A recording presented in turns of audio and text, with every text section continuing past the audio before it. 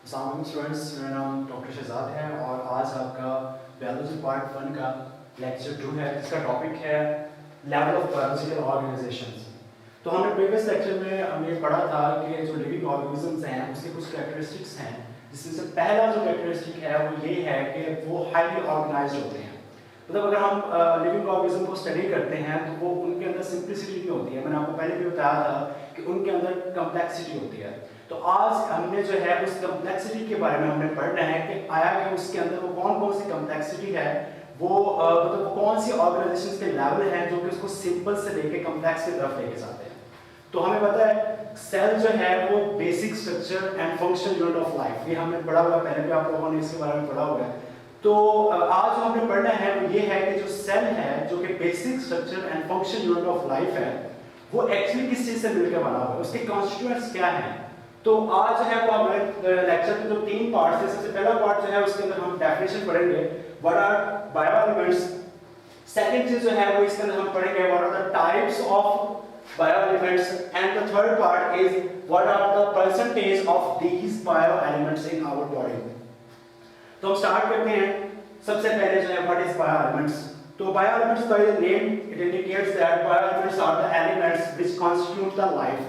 तो एक living organism के अंदर जितनी भी उसकी बॉडी के जो फंक्शन है, जितना भी उसका बॉडी मास है, वो जिस चीज से मिलके बना होता है उसे कहते होते हैं बायो एलिमेंट्स। अब वो बायो एलिमेंट्स जो हैं वो उस लिविंग ऑर्गेनिज्म के अंदर डिफरेंट क्वांटिटी के अंदर होते हैं। कुछ जो है वो स्मॉल क्वांटिटी के अंदर होते हैं और कुछ जो है वो लार्ज क्वांटिटी के अंदर होते हैं, और कुछ जो होते हैं वो बहुत ही कम क्वांटिटी के अंदर हमें चाहिए होते हैं, लिविंग ऑर्गेनिज्म को चाहिए होते हैं। तो ये उसकी टाइप्स हैं। तो बायो एलिमेंट्स की टाइप कौन कौन सी है? सबसे पहले जो है वो हमारे पास आते हैं macro elements. Macro by the name it says, macro means the elements that are required in large amount. वो वाले एलिमेंट्स जो हमें ज्यादा मिकदार के अंदर चाहिए उन्हें कहते होते हैं मैक्रो एलिमेंट्स। यहाँ पे लिखा है these are the elements which are present in large quantity in our body। तो हमारी बॉडी का या लिविंग ऑर्गेनिज्म की बॉडी का जो लार्ज पार्ट है, जो ज्यादा मिकदार है, वो किन से मिलकर बनी होती है? वो मैक्रो एलिमेंट्स से मिलकर बनी होती है। अब इसकी और ये कितने करते हैं? 99% जो है वो एलिमेंट्स जो हैं मैक्रो एलिमेंट्स जो हैं वो हमारी बॉडी का हिस्सा है। तो अगर हम देखें अपनी बॉडी का या लिविंग ऑर्गेनिज्म की बॉडी का टोटल मास लें, तो उस मास का जो 99% जो है वो हमारे पास क्या है? मैक्रो एलिमेंट्स होते हैं। अब जो बायो एलिमेंट्स हैं इसकी एक्चुअली क्या है, टाइप्स जो है इसकी एक्चुअली जो है वो 92 हैं। अपने पीरियोडिक टेबल में पढ़ा है there are lot of bio element, there are lot of atomic atoms, but only 92 atomic mass that are used in the bio elements. तो बायो एलिमेंट्स जो है वो हमारे पास कितने होते हैं? ये एक्चुअली 92 एलिमेंट्स हैं जो कि कॉमनली इस्तेमाल होते हैं in all the living organisms. अब जो लिविंग ऑर्गेनिजम्स हैं ये हमारी पूरी अर्थ के अंदर, पूरी बायोस्फीयर के अंदर लिविंग ऑर्गेनिज्म की एक डाइवर्सिटी मौजूद है। मतलब कुछ एक तो नहीं है, मतलब कितने ज्यादा जो है वो लिविंग ऑर्गेनिजम्स हैं। इसके अंदर प्लांट्स भी आ जाते हैं, इसके अंदर सिंपल जो है वो यूकेरियोट्स भी आते हैं, प्रोकैरियोट्स भी आते हैं। तो there is a lot of types of living organism in our earth. तो इन सब को अगर हम देखें तो सब के सब जो है वो 92 एलिमेंट से मिलकर बने होते हैं। लेकिन अगर हम देखें इनमें से जो कॉमन है वो सिर्फ 16 ऐसे एलिमेंट्स हैं जो कि कॉमन हर जगह पे मौजूद होते हैं। यानी कि अगर हम किसी भी लिविंग ऑर्गेनिज्म को अगर हम निकाल के देखें, उसके मास को निकाल के देखें, तो there are only 16 elements that are commonly repeating. वो बार-बार रिपीट हो रहे हैं और वो वाले जो हैं वही इस्तेमाल हो रहे हैं और उनको हम कहते हैं बायो एलिमेंट्स। तो जब भी आपसे बायो एलिमेंट्स की डेफिनेशन पूछी जाएगी तो सबसे पहले आपने बायो एलिमेंट्स की डेफिनेशन आपने डिफाइन करनी है वाली। सेकंड चीज जो है वो आपने बताना है कि कितने जो है वो बायो एलिमेंट्स जो है वो अर्थ पे मौजूद हैं। There are 16 bio elements. 92 जो है वो टोटल है, लेकिन उनमें से 16 जो है वो आपके कॉमनली यूज होते हैं, और उन 16 में से जो 6 जो हैं वो जो है वो बहुत ज्यादा मिकदार में इस्तेमाल होते हैं, जिनको आप कहते हैं मैक्रो एलिमेंट्स। तो these are the 6 macro elements जो कि कॉमनली इस्तेमाल होते हैं। यानी कि 99% of the living body is consist of macro elements. तो इस 16 में से जो 6 एलिमेंट हैं वो कौन से हैं? Macro elements. और बाकी जो 10 हैं वो आपके ये मिला के इसके अंदर आपके माइक्रो एलिमेंट्स आ जाते हैं और इसके अंदर आपके ट्रेस एलिमेंट्स आ जाते हैं। तो मैक्रो एलिमेंट्स जो हैं वो आपके ज्यादा मिकदार के अंदर पाए जाते हैं। अब इसकी एग्जांपल क्या है? सबसे पहले आपके पास है ऑक्सीजन। आपको पता है ऑक्सीजन जो है लिविंग ऑर्गेनिज्म के लिए एक बहुत ही इंपॉर्टेंट जो है वो एलिमेंट है। इसके बगैर किसी भी लिविंग ऑर्गेनिज्म की सर्वाइवल पॉसिबल नहीं है, क्योंकि हर एक लिविंग ऑर्गेनिज्म को क्या चाहिए, रेस्पिरेशन चाहिए, और उस रेस्पिरेशन के लिए एनर्जी हासिल करने के लिए क्या चाहिए, ऑक्सीजन चाहिए होती है। अब जो ऑक्सीजन जो है ये दो तरह से पाई जाती होती है। एक वो जो फ्रीली एयर के अंदर मौजूद है, जो हम सांस लेते होते हैं, इस सांस के अंदर हम क्या करते हैं, ऑक्सीजन अंदर लेके जाते हैं, फिर हम उसको यूटिलाइज करते होते हैं और कार्बन डाइऑक्साइड को बाहर निकालते होते हैं। जबकि प्लांट्स जो है वो इसके बिल्कुल ऑपोजिट करते होते हैं। वो क्या करते हैं, वो कार्बन डाइऑक्साइड को एटमॉस्फेयर से लेते हैं और उसको फिक्स करते हैं और अपनी शुगर तैयार करते हैं, और उसके नतीजे में क्या है, ऑक्सीजन जो है वो खारिज होती है, और वो ऑक्सीजन क्या है, वो एनवायरनमेंट के अंदर दे देते हैं, और वो एनवायरनमेंट से ऑक्सीजन जो है वो हम यूटिलाइज करते होते हैं। तो एक ऑक्सीजन ये है जो कि एनवायरनमेंट के अंदर मौजूद है, और एक वो ऑक्सीजन है जो कि केमिकल्स के अंदर मौजूद है, जैसे कि कार्बोहाइड्रेट्स के अंदर है। वो ऑक्सीजन जो है वो आपके मैक्रो एलिमेंट्स के अंदर आती है। फॉर एग्जांपल अगर हम बात करते हैं ग्लूकोज की, तो आपने इसका फार्मूला पढ़ा है C6H12O6। अब इसके अंदर ये ऑक्सीजन जो है ये मौजूद है। तो ये जो ऑक्सीजन है हम इसकी बात कर रहे हैं, वो वाली ऑक्सीजन जो एयर के अंदर मौजूद है हम उसकी बात नहीं कर रहे हैं, जो कि एलिमेंट्स के अंदर मौजूद है वो कर रहे हैं। अब जो भी हम फूड कंज्यूम करते हैं, कोई भी लिविंग ऑर्गेनिज्म कुछ भी चीज जो है वो खाता है, कंज्यूम करता है, तो उसके अंदर क्या होता है, उसके अंदर ये वाले एलिमेंट्स मौजूद होते हैं। फॉर एग्जांपल अगर किसी ने कोई मीठी चीज खाई है, कोई फॉर एग्जांपल फ्रूट खाया है, तो फ्रूट जो है वो बेसिकली उसके अंदर क्या होते हैं, कार्बोहाइड्रेट यानी ग्लूकोज होता है। तो आपकी बॉडी ने क्या किया है, ग्लूकोज दिया है। अब वो ग्लूकोज क्या करेगा, आपके बॉडी के अंदर जाएगा, आपके डाइजेस्टिव सिस्टम के अंदर जाएगा, वो उसको डाइजेस्ट करेगा, और वो डाइजेशन के बाद ये क्या होगा कि आपकी बॉडी के अंदर एब्जॉर्ब हो जाएगा। और ये वाला जो है, जो आपने बाहर से फूड ली है, अब ये वाली कार्बन और ये वाली हाइड्रोजन और ये वाली ऑक्सीजन अब आपकी बॉडी का हिस्सा बन जाएंगे। तो ये वाले वो एलिमेंट्स हैं जो कि हमें ज्यादा मिकदार के अंदर चाहिए, और हमारी बॉडी के अंदर ये ज्यादा मिकदार के अंदर मौजूद होते हैं। तो इनके एग्जांपल जो है वो आपके पास ऑक्सीजन है। ऑक्सीजन जो है वो आपको चाहिए होती है 65%। तो 65% of our body elements are consist of oxygen। तो ऑक्सीजन जो है वो 65% होती है। अगर हम कार्बन की तरफ आए तो कार्बन जो है ये ओनली 18% होती है। और अगर हम हाइड्रोजन की बात करें तो हाइड्रोजन जो है ये ओनली 10% होती है। अगर आप नाइट्रोजन की बात करें तो ये सिर्फ 3% होती है। और अगर आप कैल्शियम की बात करें तो कैल्शियम जो है ये सिर्फ 2% होती है। और अगर फास्फोरस की बात करें तो ये सिर्फ और सिर्फ 1% होती है। तो ये वो वाली परसेंटेज है जो कि जिस क्वांटिटी के अंदर ये वाले सारे मैक्रो एलिमेंट्स हमारी बॉडी के अंदर मौजूद होते हैं। अब इसका ग्राफ मैं आपको ड्रा करके बाद में दिखाऊंगा। सबसे पहले आपको इसकी परसेंटेज मालूम होनी चाहिए। उसके बाद जो सेकंड चीज है हमारे पास वो है micro elements. Micro elements are those elements which are required in small quantity. बहुत थोड़ी मिकदार हमें चाहिए होती है, तो इसकी जो है ओनली 1%। तो इस 16 में से या इस पूरे के पूरे जो है टोटल मास के अंदर जो ओनली 1% जो है वो सिर्फ और सिर्फ आपके क्या आते हैं, माइक्रो एलिमेंट्स आते हैं। 99% आपके माइक्रो एलिमेंट आते हैं और 1% आपके माइक्रो एलिमेंट्स आते हैं। अब इसकी एग्जांपल आपके पास क्या है? इसकी एग्जांपल आपके पास पोटेशियम है, सल्फर है, सोडियम है, क्लोरीन है, मैग्नीशियम है और आयरन है। अब इसकी जो क्वांटिटी है वो डिफरेंट है, वो आपको याद करने की जरूरत नहीं है। अगर आप इसे याद करना चाहते हैं तो ऊपर बुक के ऊपर भी लिखी हुई है, उनमें से क्या क्या है तो बहुत कम मिकदार के अंदर होते हैं, कोई 0.135%, 0.125%। तो ये बहुत ज्यादा कम मिकदार के अंदर होते हैं। इसके बाद आपके पास आते हैं ट्रेस एलिमेंट। ट्रेस एलिमेंट्स वो वाले एलिमेंट्स होते हैं that are required in very small amount, कि उसके मतलब के ना होने के बराबर, लेकिन उसकी जो रिक्वायरमेंट है वो जरूरी है। आपको पता है हमारी बॉडी के अंदर या लिविंग ऑर्गेनिज्म के अंदर एंजाइम्स मौजूद होते हैं, उनके अंदर डिफरेंट रिएक्शंस चल रहे होते हैं, तो आपको उन रिएक्शंस को कैरी करने के लिए इन ट्रेस अमाउंट्स की भी जरूरत पड़ती होती है। तो ये ट्रेस एलिमेंट्स कौन से एलिमेंट्स हैं? Those are elements which are required in very small amount are called trace elements। अब इसके एग्जांपल जो है वो हमारे पास कॉपर है और मैग्नीशियम है, जिंक है, आयोडीन है। अब इसकी आपको इंपॉर्टेंस जो है मैं एक एग्जांपल से आपको वही क्लियर कर देता हूं। जो ट्रेस एलिमेंट्स है चाहे कि कम क्वांटिटी के अंदर चाहिए होते हैं, लेकिन ये चाहिए जरूर होते हैं।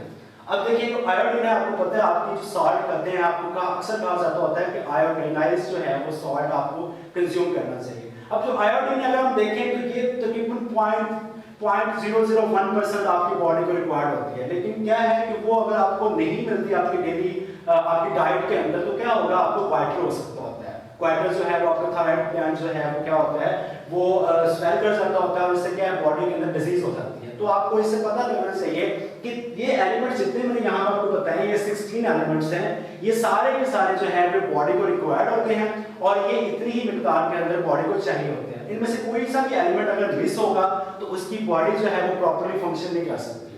तो लिविंग ऑर्गेनिज्म के अंदर जैसे आपको बताया कि लाइफ जो है वो जैसे उसको डिफाइन करना मुश्किल है। अब लाइफ जो है उसकी कॉन्स्टिट्यूएंट्स, उसके कंपोनेंट्स क्या है, ये सारे के सारे इसके कंपोनेंट्स हैं। अगर आपसे क्वेश्चन पूछा जाए what are the components of life, तो आपको बताना है the life is constituted by bio elements. Bio mean life and elements are the atoms. और आपको पता है एक सेल जो है वो basic structure and function unit of life है, और सेल की जो शेप होती है और उसके अंदर सारा स्ट्रक्चर जो है वो किससे मिलकर बना होता है, वो इन्हीं बायो एलिमेंट्स से मिलकर बना होता है। कितने टाइप्स की हैं? टोटल 92 टाइप्स हैं, उनमें से 16 जो है वो कॉमनली यूज होते हैं हर एक लिविंग ऑर्गेनिज्म के अंदर। उनमें से जो 6 हैं वो माइक्रो हैं, मतलब कि वो लार्ज क्वांटिटी के अंदर चाहिए होते हैं। बाकी जितने आपके 10 हैं उनमें से कुछ माइक्रो के अंदर आते हैं जो कि स्मॉल क्वांटिटी के अंदर चाहिए होते हैं, और बात जो है वो ट्रेस एलिमेंट्स होते हैं जो कि बहुत ही कम मिकदार के अंदर चाहिए होते हैं। आपकी बुक के अंदर एक जो है वो ग्राफ ड्रा किया गया है। उस ग्राफ का मतलब क्या है कि अगर मैं ग्राफ ड्रा करूं किसी भी लिविंग ऑर्गेनिज्म की बॉडी मास का, ये उसकी बॉडी मास है, और इस साइड पे अगर मैं कोई भी बायो एलिमेंट रखूं और मैंने उसकी परसेंटेज जो है वो मालूम करनी है कि कौन सा बायो एलिमेंट कितनी परसेंटेज के साथ जो है वो हमारी बॉडी के अंदर मौजूद है, तो उसको कैसे ड्रा करेंगे। सबसे पहले आप देखें ऑक्सीजन की बात करें। ऑक्सीजन, तो ऑक्सीजन आपकी बॉडी के अंदर आपको पता है 65% जो है वो मौजूद होती है। तो ऑक्सीजन जो है वो आपकी बॉडी के अंदर कितनी होती है, 65%। तो ऑक्सीजन का ग्राफ इस तरह बनेगा। अगर आप बात करें कार्बन की, तो कार्बन जो है वो आपकी बॉडी के अंदर कितनी होती है, 18%। तो कार्बन को आप किस तरह ड्रा करेंगे, इस तरह। कार्बन कितनी होती है, 18%। तो अगर आप बात करें हाइड्रोजन की, तो हाइड्रोजन कितने परसेंट होती है, हाइड्रोजन 10% होती है। तो 10% आप इसको इस तरह ड्रा करेंगे कि हाइड्रोजन जो है वो 10% हमारी बॉडी के अंदर होती है। और अगर हम बात करें नाइट्रोजन की, तो नाइट्रोजन जो है वो हमारी बॉडी के अंदर 3% होती है। तो इसको हम इस तरह ड्रा करेंगे कि 3%। और उसके बाद आपके पास कैल्शियम आती है। कैल्शियम आपकी बॉडी के अंदर ओनली 2% होती है, तो इसको आप इस तरह ड्रा करेंगे।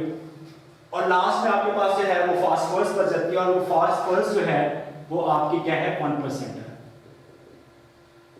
तो ये वो एलिमेंट्स हैं जिनका आपको इल्म होना जरूरी है, क्योंकि अगर हम लेवल ऑफ ऑर्गेनाइजेशंस की बात करेंगे, जो आपका मेन टॉपिक है वो लेवल ऑफ ऑर्गेनाइजेशन है, वो आपका लेंथी टॉपिक है। सबसे पहले हमने बेसिक चीज को डिस्कस किया है कि हमें बायो एलिमेंट्स का पता होना चाहिए, क्योंकि हमने इसी को लेके आगे लेवल ऑफ ऑर्गेनाइजेशन की तरफ जाना है। ये वो बेसिक चीज है जिसको हमने बेसिक बना के इससे ऊपर जाना है। मतलब सबसे पहले बायो एलिमेंट्स होंगे, फिर वो आपस में मिलेंगे तो और मॉलिक्यूल्स बनेंगे, फिर क्या होगा, सेल बनेगा, ऑर्गेनेल्स होंगे, फिर उसके पार्टीशन बनेगा, ऑर्गन्स बनेंगे, ऑर्गन सिस्टम बनेगा। तो वो आप जो लेवल ऑफ ऑर्गेनाइजेशन जो है वो स्टार्ट किस चीज से होती है, वो बायो एलिमेंट्स के अंदर होती है। तो आज का आपका टॉपिक है जो बायो एलिमेंट्स वाला है, वो बेसिकली जो है वो आपका लेवल ऑफ ऑर्गेनाइजेशन को स्टार्ट करने से पहले जो है वो आपका टॉपिक है। तो इसके बारे में आपको पता होना चाहिए। आपका शॉर्ट क्वेश्चन आ सकता है, ठीक है, शॉर्ट क्वेश्चन के बारे में आपको पता होना चाहिए। उसके बाद आपको इसकी परसेंटेज का और इसकी डेफिनेशन का पता होना चाहिए। तो हमारा जो आज का नया टॉपिक है, जो आपका कंप्लीट टॉपिक है, वो है लेवल ऑफ ऑर्गेनाइजेशन। तो वो हम स्टार्ट करते हैं, पढ़ते हैं। टॉपिक हमारा जो है वो है लेवल ऑफ बायोलॉजिकल ऑर्गेनाइजेशन। तो जब भी हम बायोलॉजिकल ऑर्गेनाइजेशन की बात करेंगे, तो सबसे पहले जो है हम सिंपल की तरफ जाएंगे, और सिंपल से हम कॉम्प्लेक्स की तरफ होते जाएंगे। हम जब भी किसी लिविंग ऑर्गेनिज्म की बात करते हैं, लाइफ की बात करते हैं, तो एक्चुअली हम जिस चीज की बात कर रहे होते हैं वो है सेल।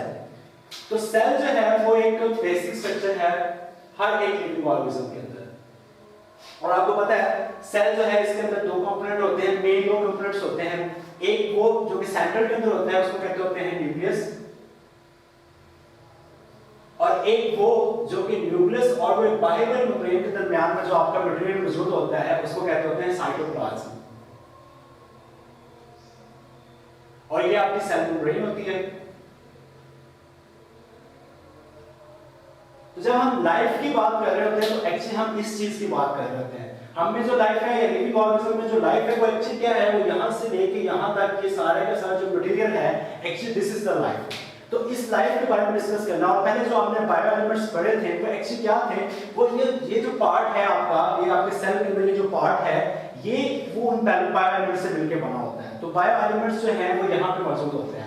तो जब हम ऑर्गेनाइजेशन की बात करेंगे तो सबसे पहले हम सिंपल की तरफ जाते हैं। सिंपल आपको पता है सबसे सिंपल चीज जो है, सबसे स्मॉल चीज जो हमारे पास है वो है एटम। तो एटम जो है वो इस बायोलॉजिकल ऑर्गेनाइजेशन में सबसे नंबर 1 पे आते हैं। लेकिन हमें पता है कि पहले एटम्स थे, एटम्स के बारे में हमें पता चलता जाता जब भी हम इलेक्ट्रॉन माइक्रोस्कोप आए। सबसे पहले हमें पता था कि एटम है सबसे छोटा, लेकिन जब इलेक्ट्रॉन माइक्रोस्कोप आए तो हमें पता चला एटम से भी सबसे छोटे सब एटॉमिक लेवल पे भी हम चले गए। तो एटम से भी छोटे पार्टिकल हैं, तो एटम से जो छोटा पार्टिकल है उसे कहते होते हैं सब एटॉमिक लेवल। अब सब एटॉमिक लेवल के अंदर आपके पास क्या आ जाते हैं, आपके पास प्रोटॉन आ जाते हैं, और प्रोटॉन से भी बढ़ के अब हमारे पास क्या आ गया, प्रोटीनोस आ गए। क्या आप अपनी केमिस्ट्री की बुक के अंदर पढ़ेंगे तो ये भी आपके सब एटॉमिक लेवल पे, आपके एटॉमिक से भी छोटे लेवल पे हम चले गए। ये आपका लेवल ऑफ ऑर्गेनाइजेशन के अंदर नंबर फर्स्ट पे आते हैं सब एटॉमिक लेवल। इसके अलावा क्या आते हैं, न्यूट्रॉन्स आते हैं। इसके अलावा क्या आते हैं, इलेक्ट्रॉन्स। तो अगर हम एटम को ड्रा करें तो एटम की शेप बिल्कुल इस तरह होती है। बाहर जो है वो ऑर्बिटल्स होते हैं और अंदर जो है वो उनका न्यूक्लियस होता है। न्यूक्लियस के अंदर क्या होते हैं, प्रोटॉन्स होते हैं, न्यूट्रॉन्स होते हैं, और ये जो इलेक्ट्रॉन्स होते हैं ये बाहर जो कर रहे होते हैं, रिवॉल्व कर रहे होते हैं ऑर्बिट्स के अंदर। तो सबसे पहला जो लेवल ऑफ ऑर्गेनाइजेशन के अंदर सबसे पहली जो चीज है वो है सब एटॉमिक लेवल। अब सब एटॉमिक लेवल के बाद क्या आते हैं, एटम। जब ये सब एटॉमिक लेवल के अंदर ये जो प्रोटॉन्स, न्यूट्रॉन्स, इलेक्ट्रॉन्स हैं, ये जो पार्टिकल्स हैं, जब ये आपस में मिलते हैं तो ये क्या बनाते होते हैं, एटम बनाते होते हैं। वो एटम कोई सा भी हो सकता है, हम उसको ऑक्सीजन का भी कह सकते हैं, उसको हाइड्रोजन का भी हो सकता है, वो नाइट्रोजन का भी हो सकता है। तो ये सारे के सारे क्या हैं, एटम हैं। ये इसका एटॉमिक लेवल है। अब जब एटम जो है ये आपस में मिलते हैं तो ये बनाते होते हैं मॉलिक्यूल्स। तो एटम जो है बायोलॉजिकल ऑर्गेनाइजेशन के अंदर सेकंड नंबर पे आते हैं। उसके बाद थर्ड नंबर पे आपके पास आते हैं मॉलिक्यूल्स। जब ये वाले जो है एटम जब ये आपस में मिलते हैं तो ये क्या बनाते होते हैं, मॉलिक्यूल्स बनाते हैं। जैसे कि हाइड्रोजन के 2 मॉलिक्यूल और ऑक्सीजन का 1 मॉलिक्यूल आपस में मिले तो क्या बनाते होते हैं, H2O बनाते हैं। तो H2O क्या है, आपके पास एक मॉलिक्यूल है। अब ये जो मॉलिक्यूल्स हैं ये आपस में मिलकर क्या करते हैं, मैक्रो मॉलिक्यूल्स बनाते होते हैं, यानी कि छोटे से बड़े की तरफ जाते होते हैं। अब इन मैक्रो मॉलिक्यूल्स ये मॉलिक्यूल्स जो हैं ये 2 तरह के होते हैं। ये स्मॉल भी हो सकते हैं जिसको माइक्रो कहते हैं, और ये लार्ज क्वांटिटी के अंदर भी हो सकते हैं जिसे कहते होते हैं मैक्रो। अब ये वाटर जो है ये एक क्या है, माइक्रो एलिमेंट है। इसका जो साइज है वो छोटा है, इसका जो वेट है वो भी कम है।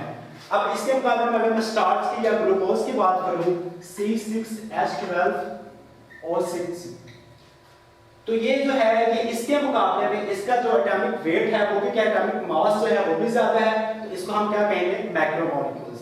तो जब मॉलिक्यूल्स आपस में मिलते होते हैं तो क्या बनाते होते हैं, या माइक्रो मॉलिक्यूल्स बनाते हैं या फिर मैक्रो मॉलिक्यूल्स बनाते हैं। अब ये जो माइक्रो और मैक्रो मॉलिक्यूल्स हैं जब ये आपस में मिलते होते हैं तो ये नेक्स्ट लेवल पे जाते होते हैं जिसको कहते होते हैं ऑर्गेनेल्स। अब ऑर्गेनेल्स के एग्जांपल हमारे पास क्या है, वो माइटोकॉन्ड्रिया भी हो सकता है। आप लोग ये सारा डिटेल के साथ सेल स्ट्रक्चर के अंदर पढ़ेंगे, फिलहाल आपको पता होना चाहिए कि ऑर्गेनेल्स कौन कौन से हैं। ये इनमें से मैं 2 के एग्जांपल दे रहा हूं, माइटोकॉन्ड्रिया हो गया, साइटोप्लाज्म हो गया। अब जो ऑर्गेनेल्स हैं जब ये आपस में मिलते हैं तो ये क्या बनाते होते हैं, सेल बनाते हैं। तो सेल से पहले यानी कि सेल तक पहुंचते हमारे पास कितने आ जाते हैं, 4 लेवल आ जाते हैं। तो 5th लेवल जो है वो हमारे पास सेल है। तो अगर हम सिर्फ और सिर्फ सेल की बात करें, अभी हम कॉम्प्लेक्सिटी की तरफ गए नहीं हैं, अभी हम ऑर्गन्स की तरफ नहीं गए, अभी हम ऑर्गन सिस्टम की तरफ नहीं गए, अभी तक हम स्पीशीज की तरफ नहीं गए, अभी तक सिर्फ और सिर्फ हम ये सबसे छोटा जो सेल है हमारे पास, जो कि आम आंख से भी नजर नहीं आता, ये क्या है, माइक्रोस्कोप से नजर आता है। तो उस तक पहुंचने के लिए भी जो हमारे पास लेवल ऑफ ऑर्गेनाइजेशन है वो भी कितने हैं, 4 है। सबसे पहला कौन सा है, सब एटॉमिक लेवल है, जिसके अंदर आपके पास प्रोटॉन्स, न्यूट्रॉन्स और इलेक्ट्रॉन्स आ जाते हैं। जब ये तीनों पार्टिकल जब आपस में मिलते हैं तो वो क्या बनाते होते हैं, एटम। तो एटम कौन सा हो सकता है? ऑक्सीजन हो सकती है, हाइड्रोजन हो सकता है, नाइट्रोजन हो सकता है। अब ये वाले जो एटम्स हैं जब ये आपस में मिलते हैं तो ये क्या करते हैं? मॉलिक्यूल्स बनाते हैं। अब जो वो वाले जो मॉलिक्यूल्स हैं वो दो तरह के हो सकते हैं, वो छोटे भी हो सकते हैं, वो बड़े भी हो सकते हैं। जो छोटे हो गए उसे कहते हैं माइक्रो मॉलिक्यूल्स, और जो बड़े होंगे उनको कहते हैं मैक्रो मॉलिक्यूल्स। माइक्रो के एग्जांपल आपके पास वाटर है, फॉर एग्जांपल कार्बन डाइऑक्साइड है, इनका एटॉमिक मास जो है वो क्या होता है? स्मॉल होता है। और मैक्रो मॉलिक्यूल्स वो हैं जिनका एटॉमिक मास जो होता है वो ज्यादा होता है, जिस तरह इसके एग्जांपल ग्लूकोज के लिए भी एग्जांपल। उसके बाद जब ये माइक्रो और मैक्रो मॉलिक्यूल जब आपस में मिलते हैं तो वो क्या बनाते होते हैं? ऑर्गेनेल्स। ऑर्गेनेल्स क्या है? ये सेल के अंदर जो छोटे छोटे से स्ट्रक्चर्स हैं जो कि अपना डिफरेंट काम कर रहे होते हैं उनको कहते हैं ऑर्गेनेल्स। और जब इनके एग्जांपल आपके पास माइटोकॉन्ड्रिया है, अब आपको पता है बड़े ही जाके माइटोकॉन्ड्रिया का काम होता है कि ये एनर्जी पावर हाउस होता है, एनर्जी प्रोवाइड करता है। साइटोप्लाज्म आपको मैंने बताया कि इस सेल मेम्ब्रेन और इस न्यूक्लियस के दरमियान में ये सारे का सारा जो ये मटेरियल है इतना, इसको कहते होते हैं साइटोप्लाज्म, और ये लिविंग मटेरियल होता है।